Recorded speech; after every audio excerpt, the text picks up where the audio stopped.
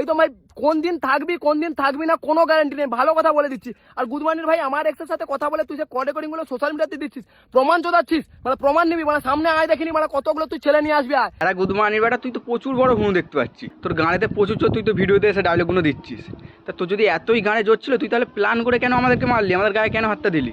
তুই তো বলতে পারতিস যে আয় তোদেরকে মারবো, আর তুই তো একা আসতে পারতিস। এখন ভিডিওতে ডায়লগ দিচ্ছিস একা যাবো, তখন তো একা আসতে পারতিস, কেন 4-5টা বাবাকে কেন নিয়ে এসেছিলিস? হ্যাঁ সেটা বল। চুদমানি গুলোকে এক একটাকে মেরে রেখে দেবো। চুদমানি কি বলছিস? প্রমাণ।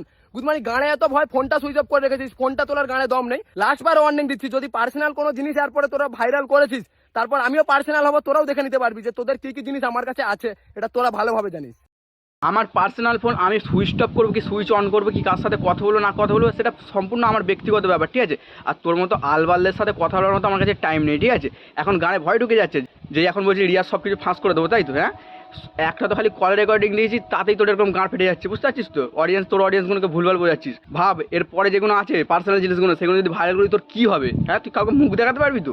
তুই আবার বড় বড় কথা বলছিস, তোর অডিয়েন্সদেরকে বলছিস, ভুলভাল বোঝাচ্ছিস, তাদেরকে দিয়ে আমার কমেন্টে এসে গালি খাওয়াচ্ছিস। তোর যদি মুখোশটা টেনে ছিঁড়ে আনি না, তুই মুখ দেখাতে পারবি তো? তুই সমাজের কাছে উঁচু হয়ে বাঁচতে পারবি, তার ভিডিও করতে পারবি তো? তুই বল তো। ভয় ঢুকে যাচ্ছে, ফোন করছিস? হ্যাঁ, প্রমাণ চোদাচ্ছিস, মানে প্রমাণ নিবি, মানে সামনে আয় দেখিনি, মানে তোর সামনে তো আমি নিশ্চয়ই যাবো, কিন্তু সেটা কোর্টে। এবারে তোর সাথে আমার দেখা হবে কোর্টে। পুরো তোর কতগুলো বাপ আছে, আমার কি বাল জিততে পারে আমি খালি সেটাই দেবো।